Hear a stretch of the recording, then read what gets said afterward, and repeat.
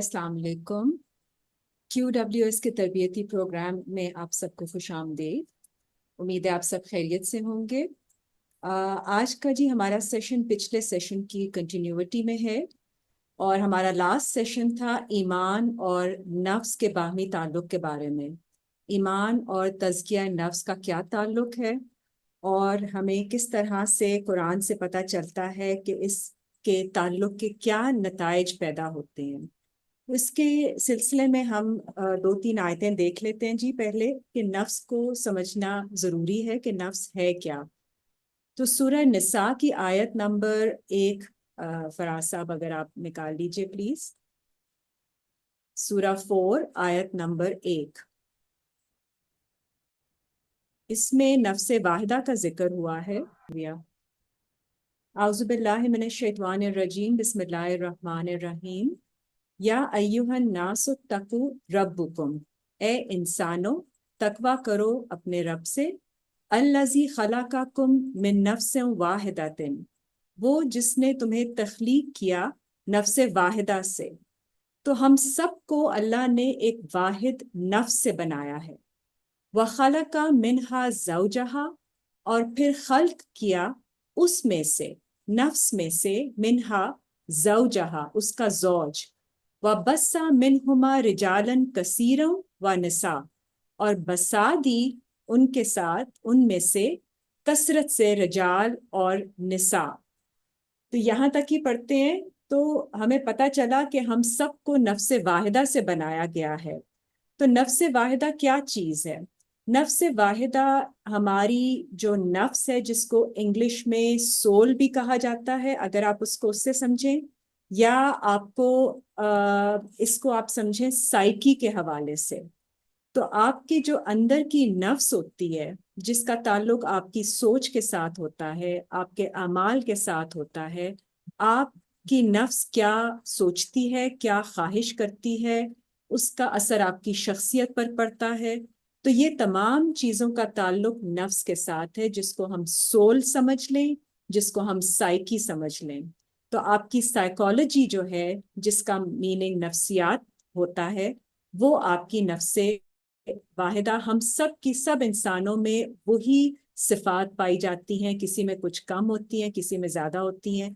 उसी तरह के एहसासात होते हैं, उसी तरह के जज्बात होते हैं।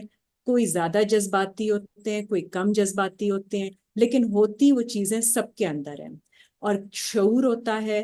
तो नफ्स के दो पहलू होते हैं, इंटेलेक्ट जो कि जिसका दिमाग से ताल्लुक होता है, और एक कल्ब का ताल्लुक जो इमोशनल इंटेलिजेंस, जो कि आपके जज्बात से ताल्लुक रखता है। तो ये सब चीज़ें हम सब इंसानों में होती हैं।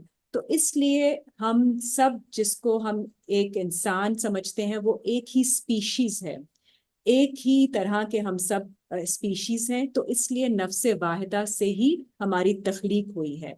इस बात को समझना इसलिए भी ज़रूरी है कि हम दूसरे इंसानों को जब के बारे में जब बात करते हैं, तो हमें समझना चाहिए कि उनको समझने की ज़रूरत है। हम उन पे उंगली उठाते हैं, हम उनके बारे में बुरी बात करते हैं, वो हमें नहीं करना चाहिए, क्योंकि हम सब इंसान हैं। किसी में, हर एक में फ़र्क फ़र्क किस्म की कमी होती है, खामियां होती हैं।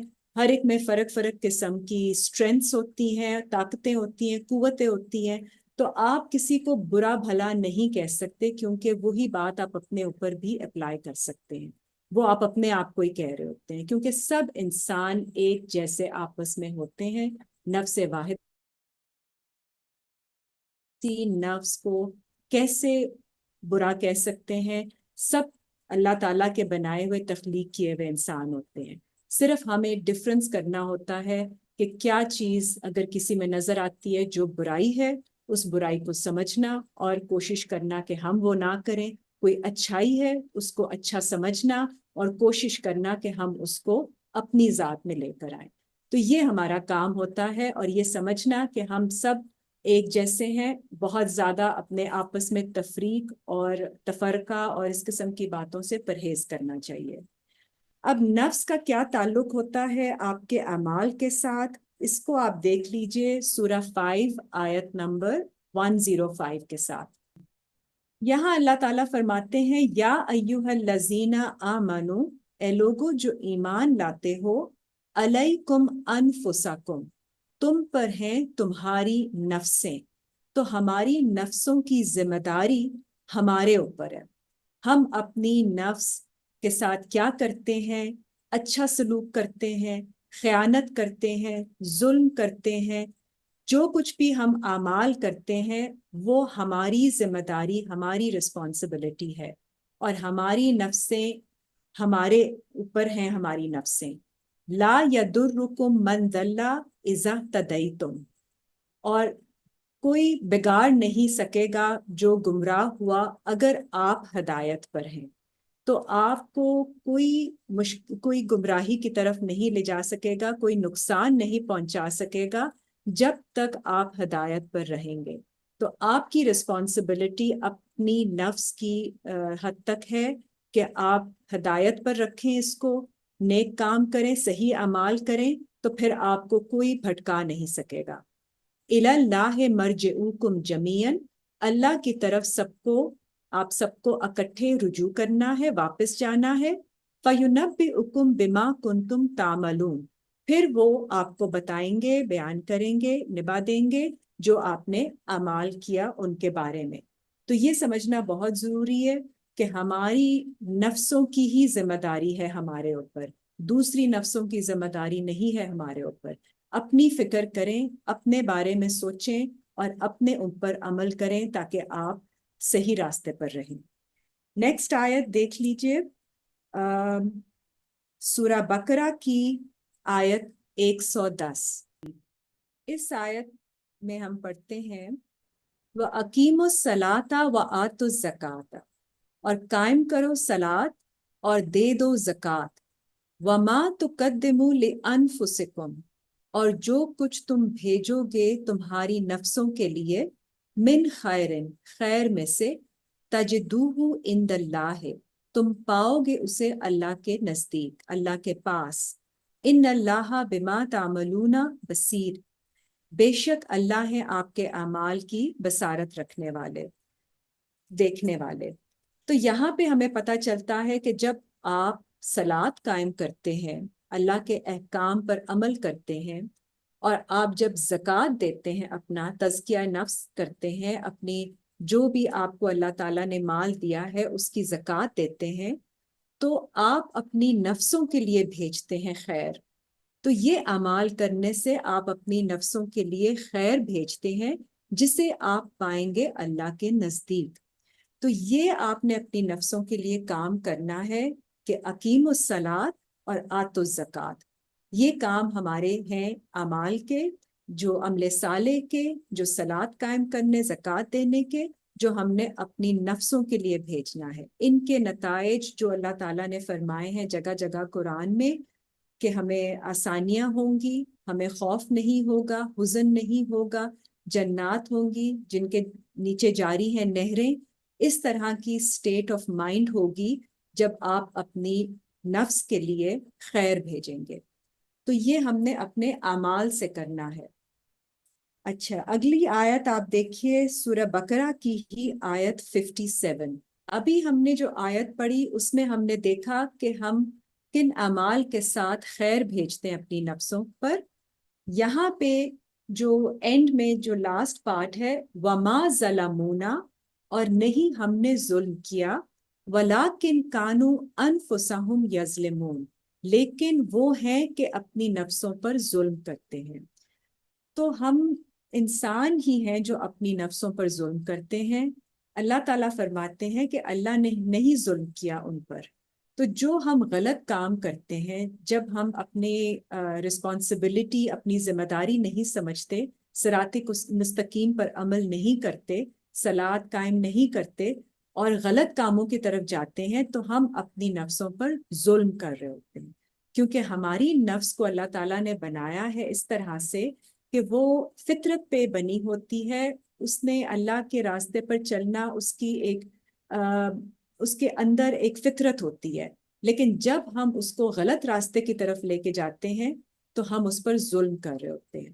اور یہی بات حضرت آدم کو بھی اللہ تعالیٰ نے سکھائی کہ جب انہوں نے غلطی کی تو انہوں نے یہی دعا کی کہ ربنا ظلمنا انفسنا، کیونکہ انہیں احساس ہو گیا کہ انہوں نے اپنی نفس پر ظلم کیا تھا غلط کام کر کر۔ سو یہ سمجھنا ہمارے لیے بہت ضروری ہے کہ ہم جو کام کرتے ہیں اس کا نتیجہ ہماری نفس پر ہی جاتا ہے۔ اور جب کوئی مصیبت پہنچتی ہے تم پر، قد اصبتم مثلیہا، جیسے کہ مصیبت پہنچی اس کی مثال، کل تم انا ہاذا، تو آپ کہتے ہیں یہ کہاں سے آئی، کل ہوا من عند انفسکم، تو کہو کہ یہ آئی ہے تمہاری نفس کے پاس سے، ان اللہ علی کل شیء قدیر، بے شک اللہ ہر شے پر قادر ہے۔ تو جب کوئی پریشانی آتی ہے، کوئی مصیبت آ جاتی ہے، کوئی پڑھنے والی چیز پڑ جاتی ہے، تو آپ کو پریشانی، ڈیفینیٹلی ہم نے کچھ اپنے ماضی میں ایسی غلطیاں کی ہوتی ہیں جن کی وجہ سے ہم ایسے لیول پہ پہنچ جاتے ہیں، اس نہج پہ پہنچ جاتے ہیں کہ پھر اس کی کریکشن ضروری ہو جاتی ہے۔ جب اس کی کریکشن ضروری ہو جاتی ہے تو پھر اللہ کی طرف سے وہ ایک ایڈجسٹمنٹ آتی ہے، کوئی ایسی چیز آتی ہے، کیونکہ پھر آپ پریشانی میں ہی اللہ کی طرف مڑتے ہیں، توبہ کرتے ہیں اور پوچھتے ہیں کہ کیا غلط کیا جس کی وجہ سے یہ پریشانی آئی ہے۔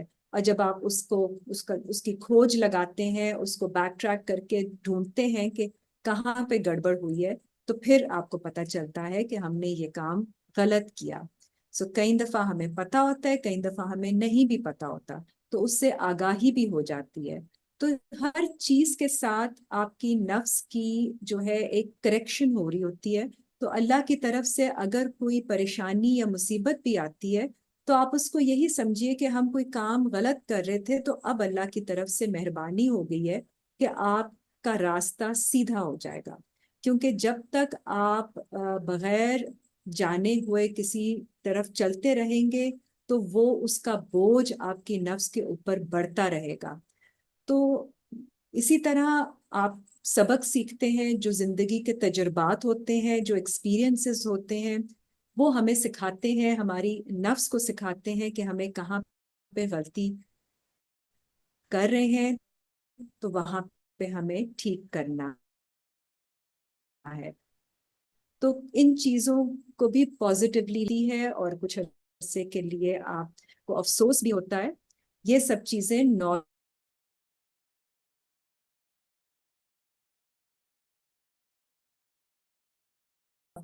دوبارہ، اور آپ کا ایمان بھی اور مضبوط ہو جاتا ہے جب اللہ تعالیٰ آپ کو سکھانے کے لیے ہوتے ہیں۔ آپ کا امتحان ہوتا ہے تاکہ آپ اپنی نفس کو، بقرہ دیکھیے 281، سورہ بقرہ کی آیت 281، اب یہاں سے ہمیں پتہ چلے گا وَاتَّقُوا يَوْمًا تُرْجَعُونَ فِيهِ إِلَى اللَّهِ، اور تقویٰ کرو اس دن کے بارے میں جب تمہیں رجوع کرنا ہے، جس دن اللہ کی طرف واپس جب ہمیں لوٹنا ہے، ثُمَّ تُوَفَّى كُلُّ نَفْسٍ، پھر پورا کیا جائے گا ہر نفس کو، ما کسبت، جو اس نے کمایا، وَهُمْ لَا يُظْلَمُونَ، اور ان پر ظلم نہیں کیا جائے گا۔ تو پھر نفس جو ہے وہ کماتی ہے، ہر نفس جو اچھے کام کرتی ہے، جو خیر کرتی ہے، وہ اس نے کمایا ہوتا ہے اور اس کو اس کا بدلہ دیا جائے گا۔ تو یہ ساری جو کام ہیں، ہمارے جو اعمال ہیں، وہ ہمارے نفس میں ریکارڈ ہو رہے ہوتے ہیں، اس کا ہمارے نفس کے اوپر اثر ہوتا ہے۔ اچھے کام اعمال کا اچھا اثر ہوتا ہے اور وہ ہدایت کی طرف چلتی جاتی ہے، اس کی ڈائریکشن، اور جو ہم غلط کام کرتے ہیں، ظلم کرتے ہیں نفس کے اوپر، اس کا بوجھ نفس جو ہے وہ برداشت کرتی ہے، اور اس کو پھر اس کی کریکشن، اس کی ایڈجسٹمنٹ کی ضرورت ہوتی ہے۔ اور بھی ہم پڑھتے ہیں کہ ہر نفس نے موت کا ذائقہ چکھنا ہے، وہ بھی ہمیں پتہ ہے۔ تو جو ہر جان ہے اس نے ختم بھی ہونا ہے، تو ہر نفس کو موت بھی آنی ہے۔ اور ساتھ ہی نفس جو ہے اس کے ساتھ ہمیں خیانت بھی نہیں کرنی ہے، یہ بھی مینشن کیا گیا سورہ نساء میں۔ اگر آپ دیکھ لیجئے سورہ نساء آیت نمبر 107. ان سب ریفرنسز سے آپ کو ایک آئیڈیا ملے گا کہ نفس کیا چیز ہے، کیونکہ یہ سب باتیں جو ہیں یہ نفس پہ اپلائی ہوتی ہیں. وَلَا تُجَادِلْ عَنِ الَّذِينَ يَخْتَانُونَ أَنفُسَهُمْ، اور نہیں آپ آرگیو کریں، ڈیبیٹ کریں ان لوگوں کے ساتھ جو خیانت کرتے ہیں ان کی نفسوں کے ساتھ. تو ہم ظلم بھی کرتے ہیں اور ہم خیانت بھی کرتے ہیں اپنی نفسوں کے ساتھ. ان اللہ لا یحب، بے شک اللہ پسند نہیں کرتے، من کانا خوانا اسیما، ان لوگوں کو جو ہیں خیانت کرنے والے اور گناہ کرنے والے. تو جب گناہ کرتے ہیں انسان تو وہ اپنی نفس کے ساتھ خیانت کر رہے ہوتے ہیں. تو یہ بھی ہمیں پتہ چل گیا. تو ہمیں ایک نفس جو اللہ تعالیٰ نے دی ہے وہ ایک امانت ہے اللہ کی طرف سے. اللہ نے ہم میں جان ڈالی ہے اور ہمیں ایک نفس کی پراپرٹیز کا ایک پیکج بنا کر دنیا میں بھیجا ہے. اس امانت کا حق ہے کہ ہم اسے اللہ کے بتائے ہوئے طریقے کے مطابق، اللہ کی بتائی ہوئی صلاۃ کے مطابق اس کو استعمال کریں، اس سے کام لیں، اس کے اعمال کریں اور ساتھ اپنا تزکیہ کرتے رہیں.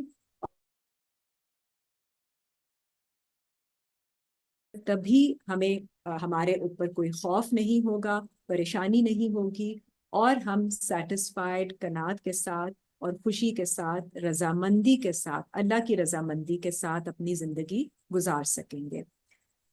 جی ایک میں دعا دیکھنا چاہوں گی جو ہم نفس کے بارے میں دیکھتے ہیں سورہ بقرہ کی آیت 286، اور پھر میں فراز صاحب سے ریکویسٹ کروں گی وہ اس پہ الیبوریٹ کریں گے. لا یکلف اللہ نفسا الا وسعها، تو اللہ نہیں کسی جان پر بوجھ ڈالتے سوائے اس کی وسعت کے مطابق. جتنی اس کی وسعت ہے اس کے مطابق ہی اللہ کسی کو بوجھ ڈالتے ہیں، تکلیف دیتے ہیں. کوئی لہا ما کسبت، اسی کے لیے ہے جو وہ کماتی ہے نفس، وعلیہا ما اکتسبت، اور اسی کے اوپر ہے جو وہ کماتی ہے. جو وہ اچھا خیر کماتی ہے وہ اسی نفس کے لیے ہے، اور جو اگر کوئی برائی میں سے کماتی ہے وہ بھی اس کے اوپر آ جاتا ہے بوجھ. ربنا لا تؤاخذنا ان نسینا او اخطانا، اے ہمارے رب آپ نہیں ہمیں پکڑیے گا اگر ہم بھول جائیں یا ہم سے کوئی خطا ہو جائے. ربنا ولا تحمل علینا، اور ہمارے رب آپ نہیں ہم پر ایسا بوجھ ڈالیں، اسرن ایسا بوجھ، کما حملتہ علی الذین من قبلنا، جیسے اٹھایا ان لوگوں نے جو ہم سے پہلے گزر گئے.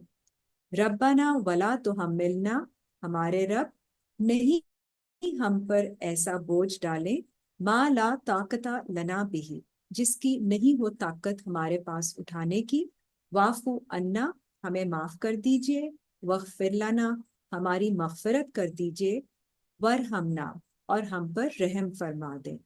انتا مولانا، آپ ہمارے مولا ہیں. فانصرنا علی القوم الکافرین، پھر آپ ہماری مدد کر دیجئے قوم کافرین، قوم کے اگینسٹ، کفر کرنے والوں کے اگینسٹ، جو کہ ہمیں باہر سے بھی جو ریجیکٹ کرتے ہیں اور ہمارے اندر بھی کوئی ایسی انکلینیشن کوئی ہوتی ہے جو کہ ہمارے بھی کوئی نیگیٹو تھاٹس ہوتے ہیں جو اس کے اگینسٹ آ رہے ہوتے ہیں، ہمارے صحیح کاموں کے خلاف جا رہے ہوتے ہیں، ہمیں اکسا رہے ہوتے ہیں، تو ان کے خلاف ہماری مدد کر دیجیے. تو میں جی یہاں تک اپنی ایکسپلینیشن رکھوں گی. اس کے بعد اب فراز صاحب آگے آپ ایکسپلین کر دیجئے.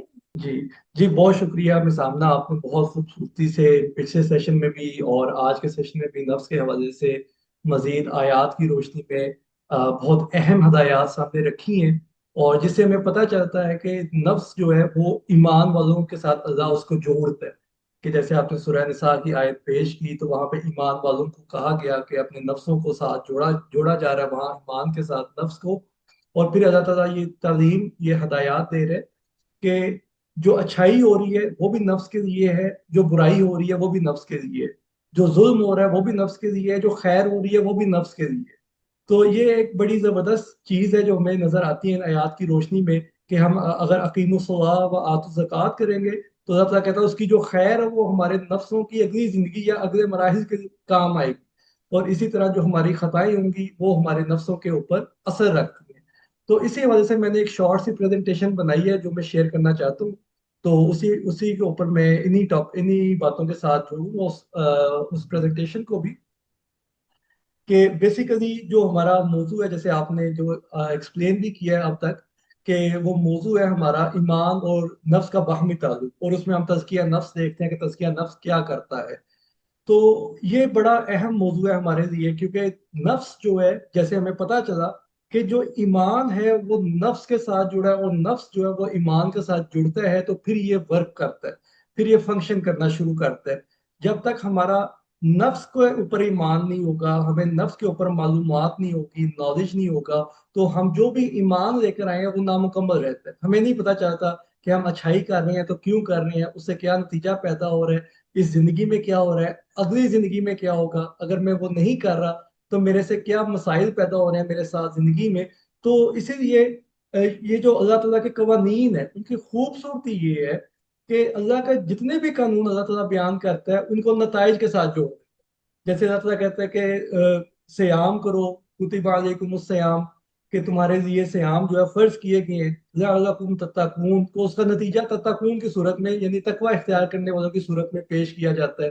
تو جو ایمان اور نفس کا باہمی تعلق ہے اس کے بارے میں جو میں نے قرآن کریم کی روشنی میں سمجھو کہ انسان کی مادی اور انسان کی نفسیاتی، ان دونوں زندگیوں کے جتنے بھی مسائل ہیں ان کا حل جو ہے وہ تزکیہ نفس کے اندر موجود ہے۔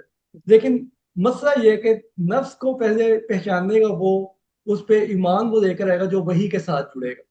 جب وحی کے ساتھ انسان کنیکٹ کرتا ہے تو پھر اللہ اس کو یہ قانون بتاتا ہے کہ اپنے نفس کو بہتر کرو، کیونکہ نفس ہی تمہاری ہر خیر اور ہر ظلم کا شکار ہو رہا ہے، نفس ہی تمہاری ہر نیکی اور ہر بدی کا شکار ہو رہا ہے۔ اور اس سے کیا ہوتا ہے کہ اس سے انسانوں کی زندگیوں میں مادی مسائل بھی پیدا ہوتے ہیں، اس سے انسانوں کی زندگیوں میں نفسیاتی مسائل بھی پیدا ہوتے ہیں۔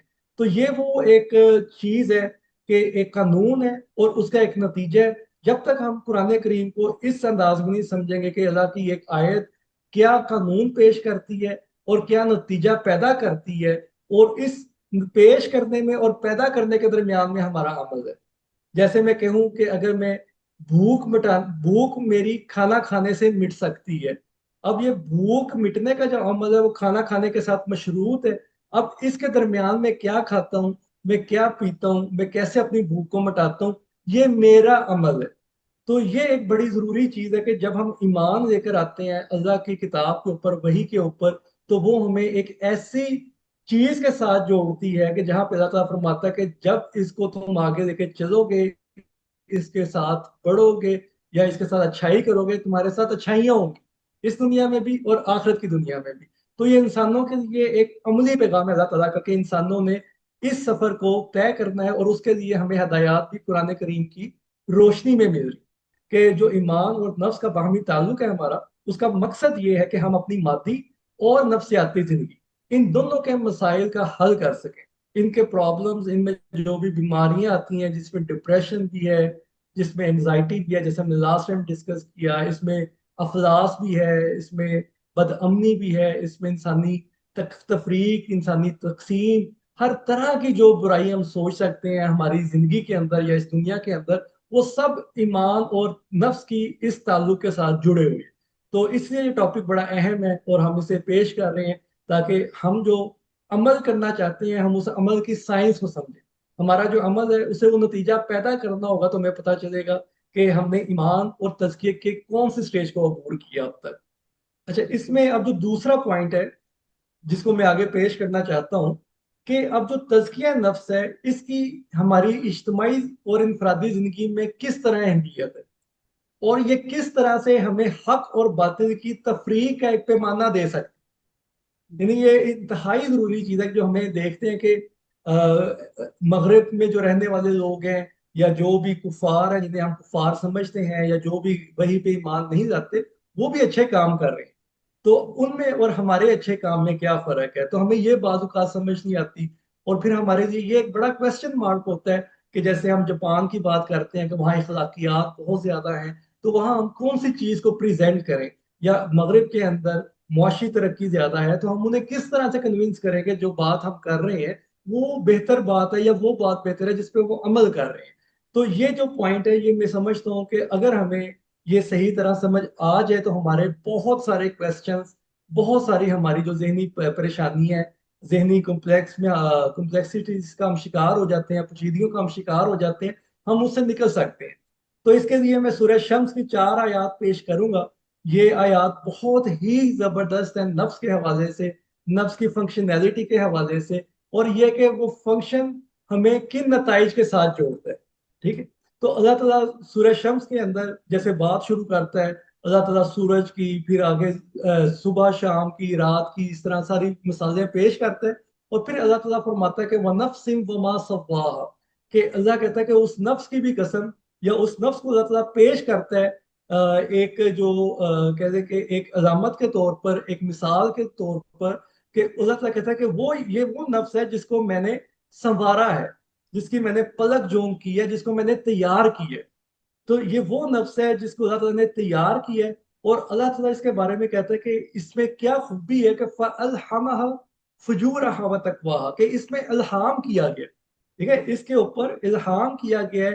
میں اس کو آسان الفاظ میں کہتا ہوں کہ یہ انجیکشن لگا ہے نفس کے اندر، اللہ نے چیز انجیکٹ کی ہے، اس میں 2 طاقتیں پیدا کر دی، فجورہا و تقواہا، کہ اب یہ نفس بذات خود یہ چاہے تو فجور کرے، یعنی فجور سے مراد ہے منتشر ہو جانا، کسی چیز کا شرازہ بکھر جانا، ڈس انٹیگریٹ ہو جانا، اس چیز کا ختم ہو جانا، یا اس کا ضائع ہو جانا، ختم تو نہیں ضائع ہو جانا اس سے مراد ہے، تو یہ فجور کا شکار ہو جاتا ہے۔ تو اللہ تعالیٰ کہتا ہے کہ اس کے اندر میں نے انجیکشن ڈالا ہے، جو لگایا ہے، اس سے ہوا کیا کہ اس کے اندر 2 صلاحیتیں پیدا ہوئی ہیں۔ ایک صلاحیت یہ ہے کہ یہ اپنے آپ کو ختم کر دیتی ہے، اپنا نقصان کر بیٹھتی ہے، انتشار کا شکار ہو جاتی ہے، اپنی جو صلاحیت ہے، جو اس کا شرازہ ہے وہ بکھر جاتا ہے۔ اور دوسری صلاحیت کیا ہے؟ وہ تقوا، کہ اس کے اندر یہ طاقت ہے کہ یہ اپنے آپ کو امیون کر لے، اپنی امیونٹی کو بلڈ کر لے، ٹھیک ہے؟ میں تقوا کو اس طرح سے دیکھتا ہوں کہ تقوا احتیاط کرنے کو کہتے ہیں، احتیاط برتنے کو کہتے ہیں، غلط چیزوں سے اور غلط راستوں سے بچنے کو کہتے ہیں۔ تو میں اس کو کہتا ہوں کہ یہ وہ چیز ہے جس سے انسان کی امیونٹی بلڈ ہوتی ہے۔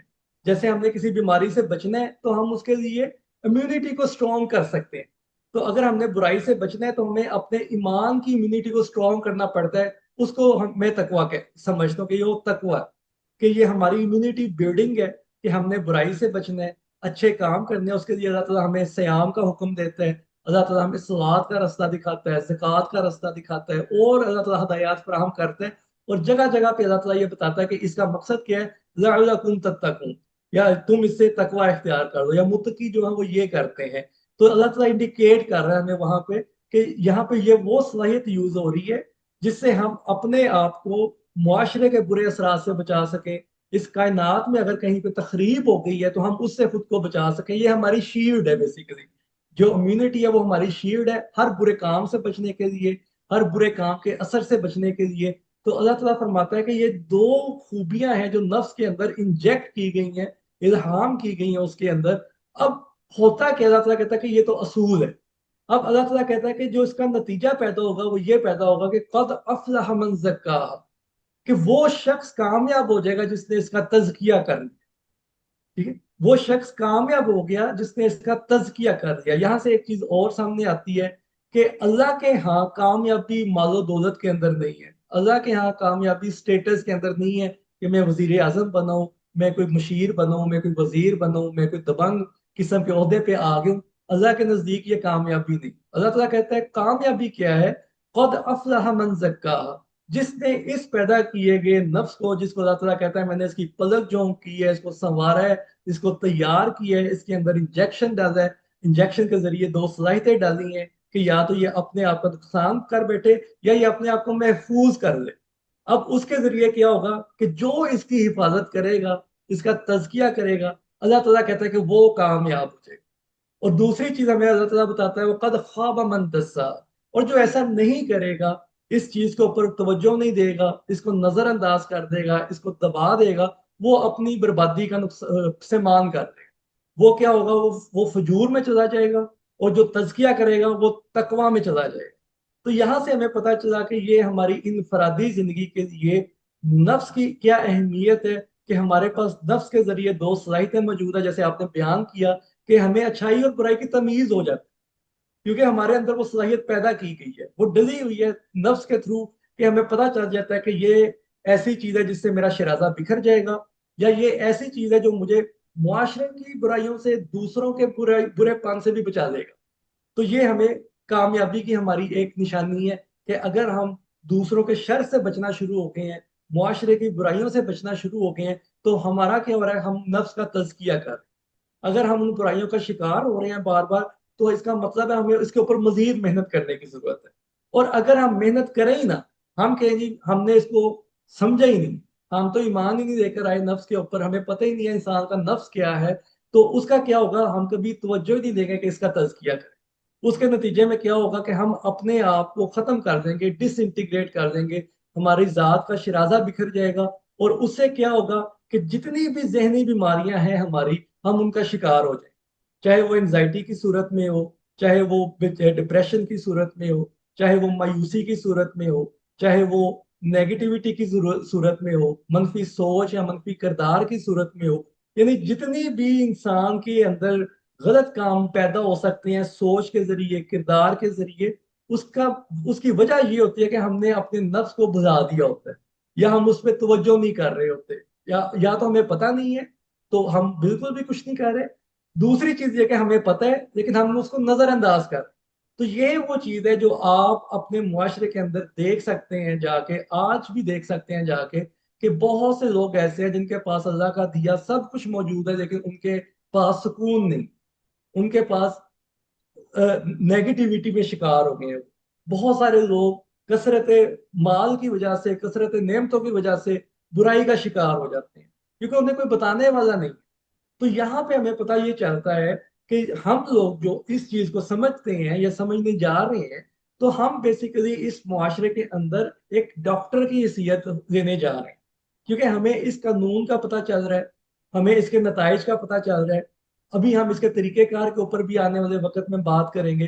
تو ہم پوری ایک سائیکی کو اس چیز کی سمجھ رہے ہیں کہ اس کے پیچھے کیا ہے، اس کی اپنی کیا حیثیت ہے، اور اس سے آگے کیا ہوگا۔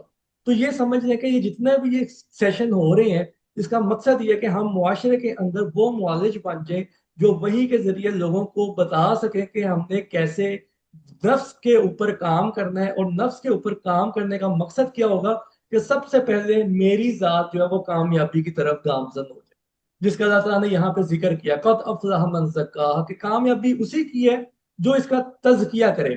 اس کا اور کوئی اللہ تعالیٰ نے فارمولہ پیش نہیں کیا، اور کامیابی کو نفس کے ساتھ جوڑ۔ یہ تو تھی انفرادی زندگی کے اندر اس کی اہمیت۔ یا دوسری جو اس کی اہمیت ہے وہ یہ ہے، جو یہ آیت پیش کی گئی ہے یہاں پہ، کہ ان اللہ لا یغیر ما بقوم حتی یغیروا ما بانفسہم، کہ یہ اللہ تعالیٰ فرما رہا ہے کہ قوموں کی زندگی کے فیصلے بھی اسی طرح سے ہوتے ہیں، قوموں کے عروج اور زوال کے فیصلے بھی اسی طرح ہی ہوتے ہیں۔ ہمارے یہاں ایک بات مشہور کر دی گئی ہے کہ یہ سائیکل ہے، کسی کی زندگی، کسی قوم کی زندگی 50 سال ہے، کسی قوم کی زندگی 200 سال ہے، یہ اللہ ایک سائیکل چلا رہا ہے۔ بے شک اللہ کا یہ سائیکل چل رہا ہے، لیکن اللہ اس کا قانون پیش کر، وہ قانون کیا ہے؟ وہ کہتا ہے کہ ان اللہ لا یغیر ما بقوم، وہ کہتا ہے قوم کی حالت جو ہے وہ بدلتی نہیں ہے، حتی یغیر ما بانفسہم، جب تک اس کے لوگوں میں نفس کی تبدیلی نہ پیدا ہو جائے، نفس کا تغیر نہ پیدا ہو جائے، کیونکہ ہم نے یہ پڑھا ہے کہ تغیر اور تبدل میں بھی فرق ہے۔ ٹھیک ہے، تغیر کیا ہوتا ہے کہ پانی کی 3 سٹیٹس ہیں، پانی ٹھوس مائع گیس پہ ہے، تو اس کی یہ 3 سٹیٹس ہیں، وہ جب ایک سٹیٹ سے دوسری حالت میں جاتا ہے تو یہ اس کا تغیر ہوتا ہے۔ لیکن اگر میں پانی کی جگہ دودھ لے آؤں گا تو یہ تبدل ہو جائے گا، تو یہ اس کی جگہ اس کی ذات ختم ہو جائے گی، اس کی اپنی زندگی ختم ہو جائے گی پانی کی۔ لیکن ٹھوس مائع گیس کے اندر وہی پانی ہے، وہ اپنی ڈفرینٹ فارم کے اندر ڈفرینٹ صلاحیتوں کو پیش کر۔ تو اللہ تعالیٰ فرماتا ہے کہ قوم کی حالت بھی اسی طرح ہے، اگر وہ پست ہے تو وہ بلند ہو سکتی ہے، اگر وہ بلند ہے تو وہ پستی کا شکار ہو سکتی ہے، اگر اس کی قوم کے اندر نفس کی تبدیلی پیدا ہو جائے۔ ٹھیک ہے، تو یہ ایک قانون فطرت ہے جو نتائج دے رہا ہے۔ تو آج ہم جو دیکھتے ہیں کہ جو لوگ بہت سارا ذکر کرتے ہیں، اسلامی نظام آنا چاہیے، خلافت آنی چاہیے، معاشی نظام تبدیلی لے کر آئے گا، سیاسی نظام تبدیلی لے کر آئے گا، تو یہ سب چیزیں قرآن کے برعکس ہو رہی ہیں۔ قرآن اپنی زندگی کا فارمولہ پیش کر رہا ہے، قوموں کی زندگی کا فارمولہ پیش کر کے اللہ تعالیٰ واضح انداز میں بتا رہا ہے کہ قوم کی حالت جو ہے اس وقت بدلتی ہے جب اس کے لوگوں کی نفس کی حالت بدلنی شروع ہوتی ہے۔ اگر اس کی نفس پستی کا شکار ہو گئے ہیں لوگ، وہ قوم ڈوب جائے گی۔ اگر اس کی قوم کے لوگوں کی کی نفسیاتی حالت بہتر ہے، وہ قوم ترقی کرتی جائے گی۔ تو پتہ یہ چلا کہ قوموں کی زندگی جو ہے وہ معاشرتی قوانین کے ساتھ جڑی ہوئی ہے، وہ معاشی قانون کے ساتھ یا سیاسی قوانین کے ساتھ نہیں، وہ معاشرتی قوانین کے ساتھ جڑی ہوئی۔ جیسے ایک آدمی ہے، اس کا بہت اچھا بزنس ہو، لیکن اس کو گھریلو ناچاکیاں جو ہے وہ اس کے بزنس کو لے ڈوبتی۔ تو پتہ یہ چلتا ہے ہمیں کہ جو معاشرتی قانون ہے وہ بیسیکلی نفس کے ساتھ جڑتا ہے۔ وہ نفس کے ساتھ جڑے گا تو ہمارے معاشرے میں تبدیلی آئے گی، ہماری معاشرت میں تبدیلی آئے گی، اور اس کے ذریعے ہمارے معاش میں تبدیلی آئے گی۔ تو جو قانون ہے اللہ کا معاش کو بہتر کرنے کا، وہ معاشرت سے ہو کے گزرتا ہے۔ تو اسی لیے ہمیں سب سے پہلے اپنی معاشرت کو بہتر کرنا ہوگا کہ ہم نے یہ دیکھنا ہے کہ کیا میری ذات اس وقت فجور پیدا کر رہی ہے، یا میری ذات اس وقت معاشرے میں جتنا کچھ ہو رہا ہے نیگیٹو، میں اس سے خود کو بچانے کے قابل ہو گیا ہوں، یا میں اس کا شکار ہو جاتا ہوں اور میں بھی دوسروں کی طرح تنقید برائے تنقید کرنا شروع کر دیتا ہوں، میں بھی دوسروں کے عقائد کے اوپر حملے کرنا شروع کر دیتا ہوں، میں بھی دوسروں کی رسومات کے اوپر جو ہے حملے اور تابڑ توڑ حملے کرنا شروع کر دیتا ہوں، یہاں تک کہ وہ میں انہیں اپنی بات ان پہ امپوز نہ کر دوں۔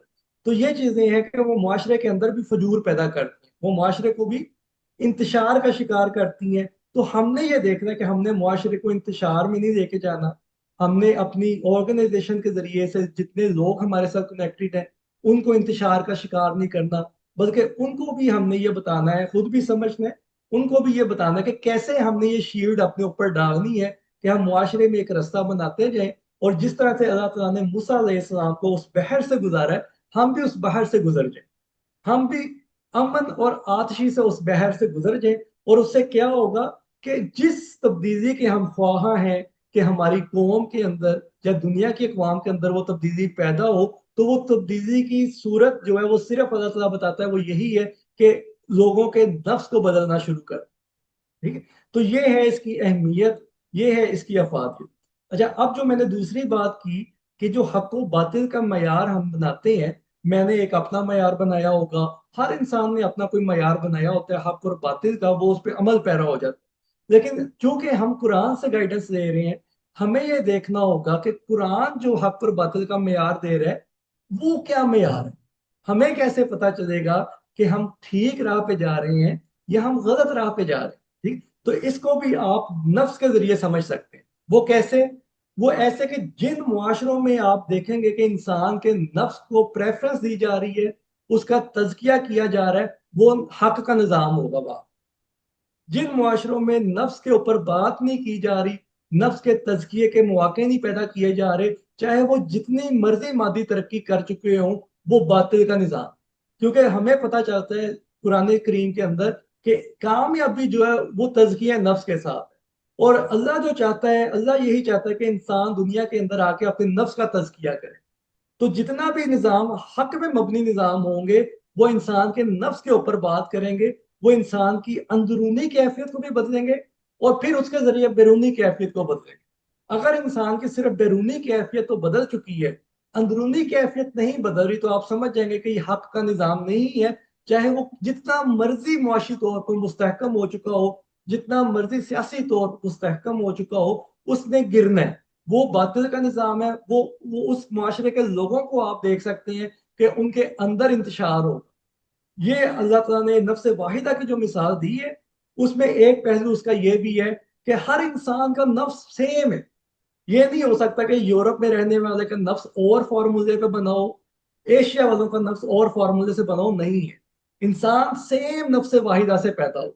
हर इंसान के सेम फॉर्मूले के जरिए ग्रोथ हो। हर इंसान जैसे माँ के दूध से ग्रोथ करता है, नफ्स की ग्रोथ ही उसी तरह एक ही कुलिये के ऊपर अल्लाह ने दी हुई है। तो ये वो चीज है कि जो हमें हक और बातिल की तमीज सिखाता है, और ये वो पैगाम है जो हमने लोगों तक पहुंचाना है, कि जापान के लोगों तक भी हमने पहुंचाना है कि आपके अंदर जो डिप्रेशन है, जो एंग्जाइटी है, आप पे इखलाक बहुत अच्छा है, लेकिन आपके अंदर जो एक बेसुकूनी है वो खत्म नहीं हो सकती इसके जरिए से। और यही चीज अल्लाह ताला फरमाता है जब मूसा अलैहिस्सलाम को अल्लाह ताला वही देता है कि अब तुम फिरौन के पास जाओ, वो अब तका का शिकार हो गया, वो अब तका कर रहा है, तो अल्लाह ताला कहता है कि जाकर उसे क्या कहना है कि मैं तुम्हारा तजकिया ना कर दूं, मैं तुम्हें ऐसी बात ना बताऊं जिससे तुम्हारा तजकिया हो जाए। ठीक है, यानी ये तजकिया इतनी बड़ी चीज है कि ये नबियों की दावत ही तजकिए के ऊपर कायम होती है। हमारी जिंदगी कायम ही तजकिए के जरिए हो सकती है अगर हम नफ्स के तजकिए को समझ जाएंगे। हमारी अंदरूनी जिंदगी भी बेहतर होगी, हमारी बैरूनी जिंदगी भी बेहतर होगी। तो ये इस चीज की जरूरत और अहमियत हमें पता चलती है कि ये मेरी इंफरादी जिंदगी और अकवाम की इज्तिमाई जिंदगी भी इसी एक चीज के ऊपर बेस करती है, जिसको अल्लाह ताला ने कुरान में नफ्स के जरिए कहकर पुकारा। और पूरे कुरान में अल्लाह ने जहां भी जिंदगी और मौत की या जान की बात की है, वहां पे अल्लाह ताला नफ्स के जरिए नताइज पैदा कर, कुल्लू नफ्सिन जायकातुल मौत, हर नफ्स ने मौत का जायका चखा है। ठीक है, यहाँ पे आज जुबैर भाई हमारे पास अभी मौजूद नहीं है, उनके एक वीडियो में मैंने जो सीखा कि जायका और लज्जत में भी फर्क है। लज्जत वो है जो कुदरत ने किसी चीज के अंदर पैदा की हुई, वो उसकी लज्जत है। अंगूर खाएं, वो उसकी लज्जत है।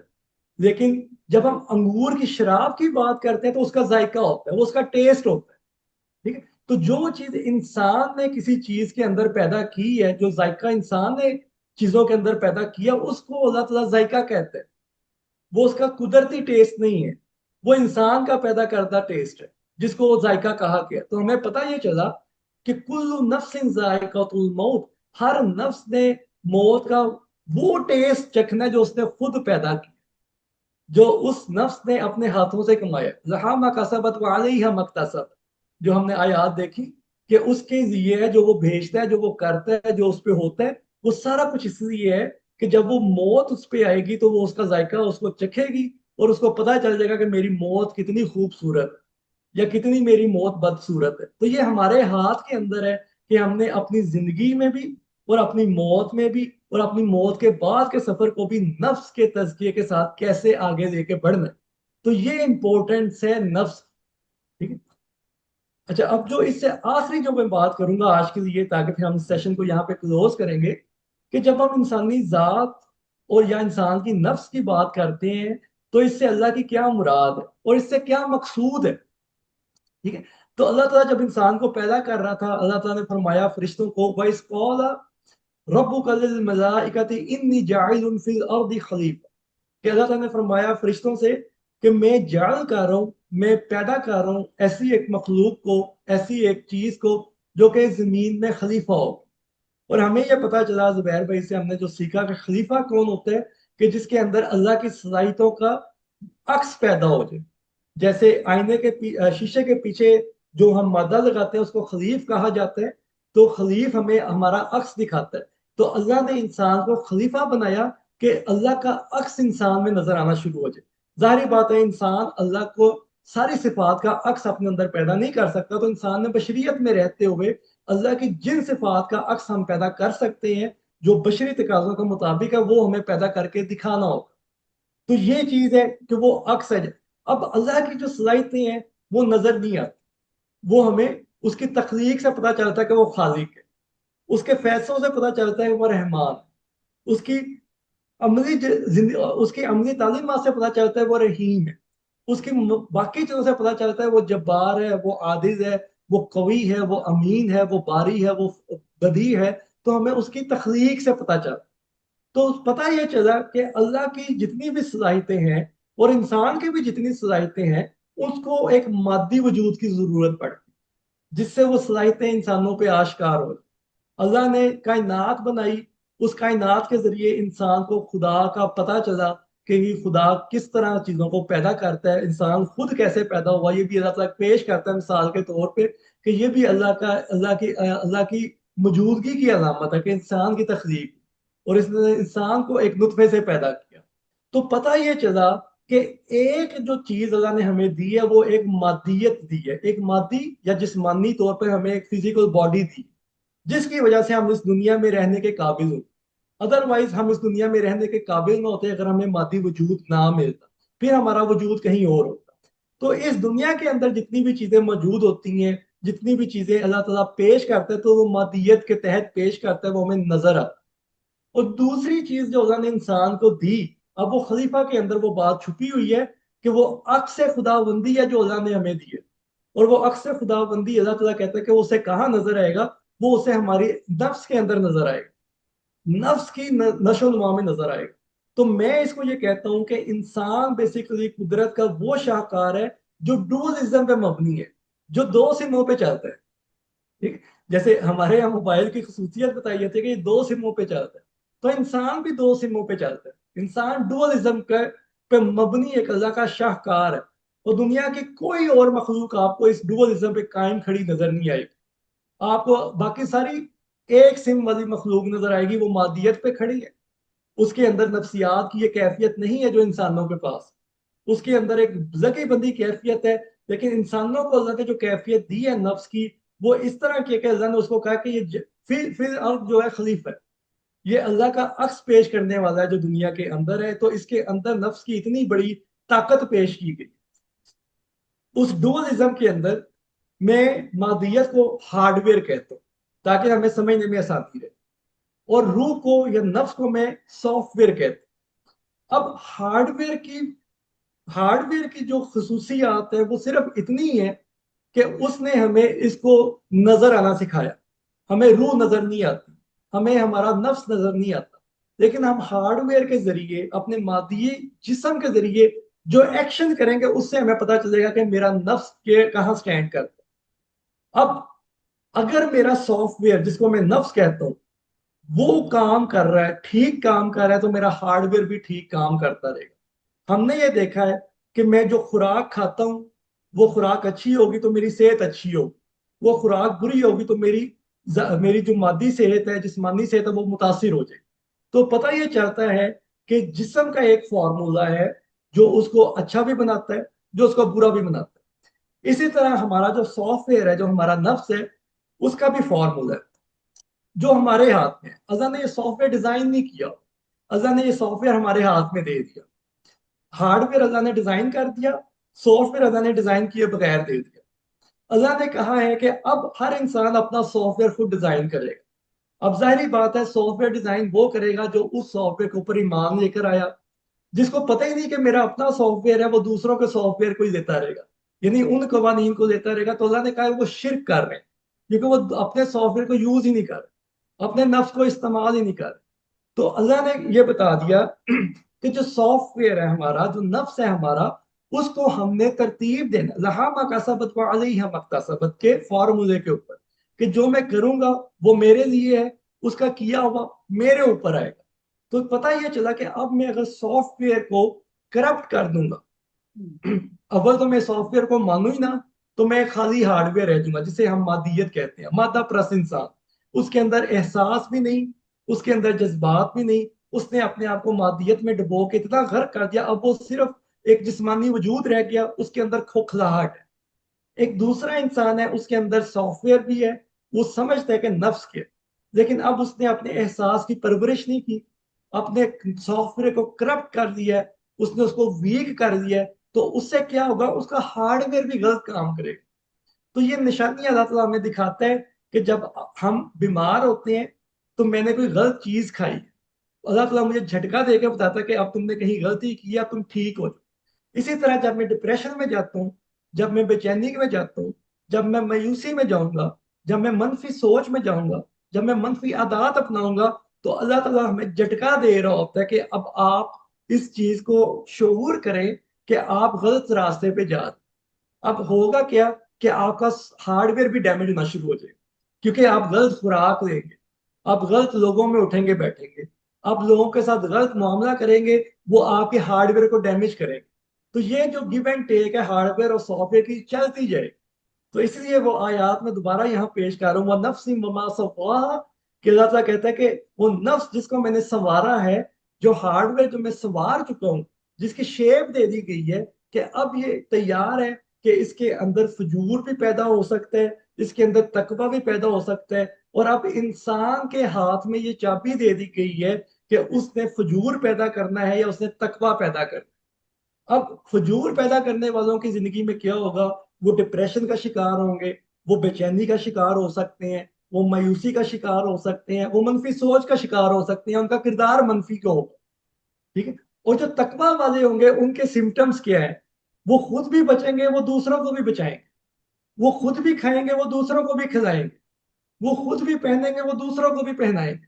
تو یہاں سے یہ پتا چلتا ہے کہ جب ہم اپنے اندر سافٹ ویئر کو بہتر کر لیتے ہیں اللہ کی تعلیمات کے مطابق، تو ہماری مادیت بھی بہتر ہونی شروع ہو جاتی، ہمارا جو معاش ہے وہ بھی بہتر ہونا شروع ہو جاتا۔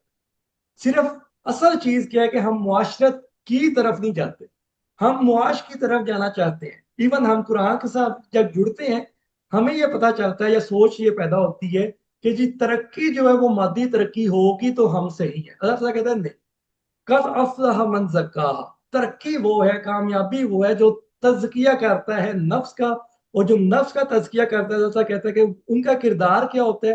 وہ خود بھی اپنے لیے رزق پیدا کرتے ہیں، وہ دوسروں کے لیے بھی رزق پیدا کرنے والے ہو جاتے ہیں، وہ خود بھی بیماریوں سے بچنے والے ہو جاتے ہیں، وہ دوسروں کو بھی بیماریوں سے بچانے والے ہو جاتے ہیں۔ تو پتہ یہ چلتا ہے کہ جتنی مادی ترقی کھڑی ہوگی وہ اتنی دیر پا ہوگی جتنی دیر پا ہمارا نفس قائم دے گا، جتنا اثر ہمارا دیتے ہوئے ہوگا، دیتے والے ہم رہیں گے، اتنی دیر تک ہماری قوم کے اندر عروج رہے گا۔ یہاں سے میں آخری بات کروں گا اور بات کو ختم کروں گا آج کے لیے، کہ ہمارے یہاں بدقسمتی سے ہمیں یہ بتایا گیا تاریخ کے اندر کہ مسلم معاشروں میں ہر بادشاہ جو ہے وہ بہت ہی عیاش تھا، ہر بادشاہ جو ہے وہ قتل و غارت کر کے تخت پہ آتا تھا، لیکن ہمیں یہ کوئی بتانے والا نہیں ہے کہ اس کے معاشرے کے اندر کون سے معاشرتی قوانین نافذ تھے، اس کے معاشرے کے اندر کون سے قوانین نافذ تھے۔ وہ کردار کا میں کہتا ہوں چلے برا تھا، میں مان لیتا ہوں ہسٹری کو، وہ کردار کا برا تھا، وہ اخلاق کا برا تھا، لیکن میں اس کی اچھائی اور برائی کا فیصلہ اس بات پہ کروں گا کہ اس کے معاشرے کے اندر کس قسم کے معاشرتی قوانین موجود، انصاف کے تقاضے کس طرح پورے ہو رہے تھے، لوگوں کی زندگیاں کس طرح سے بہتر تھیں۔ تو جب ہم ان چیزوں کو دیکھیں گے تو ہمیں پتہ یہ چلے گا کہ حضرت ابو بکر صدیق رضی اللہ تعالی عنہ کی خلافت سے لے کے خلافت عثمانیہ تک بھی مسلمانوں کے اندر انتہائی بہت بڑی مورل ویلیوز تھی، بہت بڑا مورل ویلیوز کے اوپر سسٹم کھڑا تھا، انصاف کے اوپر سسٹم کھڑا تھا۔ تو پتہ یہ چلتا ہے کہ جب ہم نے ان چیزوں کو بھلانا شروع کر دیا تو ہمیں ترقی، ہمیں دوبارہ ریگین کرنے کی سمجھ نہیں آ رہی کہ ہم دوبارہ دنیا میں کیسے اپنا مقام حاصل کریں۔ ہمیں یہ لگتا ہے کہ یورپ نے مادی ترقی کی ہے تو انہوں نے یہ مقام حاصل کیا، ایسا نہیں۔ یورپ نے بھی سب سے پہلے اپنی ذات کی طرف توجہ دی، ہاں انہوں نے یہ ضرور کیا کہ انہوں نے یہ فیصلہ کر لیا کہ صرف ایک گروپ کو نفسیاتی طور پر بہتر کرنا ہے اور باقی جو میجورٹی ہے اس کی نفسیات کو تباہ کر کے مفلوج رکھنا ہے، جیسے فرعون کرتا تھا۔ فرعون بھی یہی کرتا تھا، یذبحون ابناءکم ویستحیون نساءکم۔ تو آپ یورپ میں جا کے بھی دیکھیں، ویسٹرن ورلڈ میں بھی جا کے دیکھیں، وہاں پہ بھی یہی چل، وہاں پہ بھی لوگ شرمندگی کی زندگی گزار رہے ہیں، وہاں پہ بھی لوگ آزاد نہیں ہیں، مخصوص طبقے کے علاوہ۔ تو ہمیں یہ دیکھنا ہے کہ اگر ہم نے آگے بڑھنا ہے، معاشرتی طور پر بھی ترقی کرنی ہے، انفرادی طور پر بھی ترقی کرنی ہے، تو اس کا رستہ معاشیات کے ذریعے سے نہیں گزرتا، معاشیات اس کا ایک نتیجہ ہے جو پیدا ہوتا ہے، اور وہ کتنا دیر پا رہے گا اس کا فیصلہ اس کی معاشرتی قوانین کرتے ہیں۔ اب یورپ کو معاشرتی قوانین کے اوپر بہت مسئلہ پڑا ہو، ویسٹ کو معاشرتی قوانین کے اوپر بہت چیلنجز آ رہے ہیں، جس کی وجہ سے ان کی معاشیات متاثر ہونا شروع ہو چکی ہیں۔ تو یہ یہاں سے ہمیں سمجھنے کی چیزیں ہیں کہ ہمارے موجودہ دور کے اندر ہمارے آنکھوں کے سامنے مثالیں موجود ہیں کہ معاشیات جو ہے وہ ہماری معاشرت کا نتیجہ ہونی چاہیے، تو پھر ہماری ترقی جو ہے وہ خالدون والی ہو، جو زیادہ دیر چلے گی، زیادہ دیر پاؤ۔ اگر ہم نے صرف معاشیات کو کھڑا کر دیا اور معاشرت کو قائم نہیں کیا تو وہ ہماری ترقی صرف میک اپ کی طرح ہوگی، ہم نے میک اپ کر دیا، وقتی طور پر ہم اچھے ہو جائیں گے اور وہ ترقی دیر پاؤں ہوگی، اور نفسیات انسان کی جب گرے گی وہ پوری عمارت کو خراب کر دے گی۔ اس لیے اللہ تعالیٰ فرماتا ہے کہ یہ جو باطل کا نظام ہے، یہ باطل کا جو معاشرہ ہوتا ہے، اس کی مثال مکڑی کی طرح ہوتی ہے، مکڑی کے گھر کی طرح ہوتا ہے، وہ اتنا نازک ہوتا ہے لیکن ہمیں کیوں نہیں، ہمیں لگتا ہے کہ وہ بہت بہت ہی زبردست قائم ہے، جیسے مکڑی کا جالا بہت خوبصورت دکھتا ہے، لیکن اسے ہم ہوا کا ایک جھونکا یا ہمارا ایک ہاتھ ہی اس کو ختم کرنے کے لیے کافی، ٹھیک ہے۔ پتہ یہ چلتا ہے کہ جو غیر وہی پہ مبنی نظام ہے وہ ہوا کے ایک جھونکے پہ کھڑے ہیں، لیکن وہ گر کیوں نہیں رہے؟ کیونکہ اس کے متبادل کوئی نظام نہیں پیش کرنے والا۔ ہمیں معاشیات یا اسلامی خلافت کے پیچھے لگا دیا گیا ہے، اسلامی نظام کی وہ ایک بتی دکھا دی گئی ہے، اور ہمیں یہ نہیں بتایا جا رہا کہ سب سے پہلے ہم نے اپنے نفس کو بدلنا ہے، اور یہ اللہ کا وہ قانون ہے جو اللہ نے قرآن میں پیش کیا ہے، جس کو ہم سب پڑھ سکتے ہیں کہ ان یہ وہ آیت تھی کہ ان اللہ لا یغیر ما بقوم حتی یغیروا ما بانفسہم، کہ اس کے بعد ہمارے پاس سب دلیلیں ختم ہو جاتی ہیں قوموں کے عروج و زوال کی، اس کے ایک ہی دلیل کام کی رہ جاتی ہے کہ جب تک ہم اپنے نفس کو بہتر نہیں کریں گے، ہم لوگوں کے نفس کے اوپر کام نہیں کریں گے، تو ہم بھی ترقی یافتہ نہیں ہو سکتے۔ ہاں انفرادی طور پر میں ترقی کر سکتا ہوں، وہ میرا ایک حق ہے، وہ بھی مجھے کرنا ہے، اور پھر اجتماعی طور پر ہمیں اپنی اپنی ترقیوں کو ایک پلیٹ فارم کے اوپر لے کر آنا ہے تاکہ ہم وہ ماڈل پیش کر سکیں جس کے اوپر ہم محنت کر رہے ہیں، کام کر رہے ہیں، تاکہ لوگوں کو پتہ چلے کہ تزکیہ نفس انفرادی طور پر کیا نتائج پیدا کرتے ہیں، اور تزکیہ نفس اجتماعی طور پر کس طرح قوموں کی تبدیلی پیدا کرتی ہے۔ تو یہ وہ چیز ہے جس کو ہم نے آگے لے کے چلنا ہے، اور اس پہ ہم آنے والے سیشنز میں بات کریں گے کہ اب یہ تزکیہ نفس ہوگا کیسے، اس کے لیے ہمیں کیا کرنا ہوگا۔ تو اس کے اوپر انشاءاللہ ہم اگلے سیشنز میں بات کریں گے۔ آج کا سیشن میں یہاں پہ ختم کرتے ہیں تاکہ ہم سوال و جواب کی طرف جائیں، اور جو بھی لوگوں کے آپ سب کے ذہنوں میں سوال ہیں ان کے اوپر ہم بات کر سکیں۔ جی مثال۔ جی بہت شکریہ فراز صاحب، آپ نے ماشاءاللہ بہت اچھی طرح ایکسپلین کیا ہے سارا تعلق ایمان کا، تزکیہ نفس کا، اور کس طرح سے ہماری جو نفسیاتی بیماریاں بھی ہیں اور ہماری جو پرسنالٹی کے اوپر جو اثرات پڑتے ہیں ہمارے اعمال کے، اور جس طرح جو نفس ہے وہ فجور اور تقوی کس طرح سے خود ہی اس کا انتظام کرتی ہے، پھر اس کے نتائج بھی سہتی ہے۔ ٹھیک ہے جی، بہت شکریہ جوائن کرنے کا۔ تو انشاءاللہ پھر سنڈے کو ہم اسی کو کنٹینیو کریں گے اسی ٹاپک کے ساتھ، اور انشاءاللہ آپ سب خیریت سے رہیے، اور پھر سنڈے کو ہمارا نیکسٹ سیشن جوائن کیجیے گا۔ بہت شکریہ، اللہ حافظ جی۔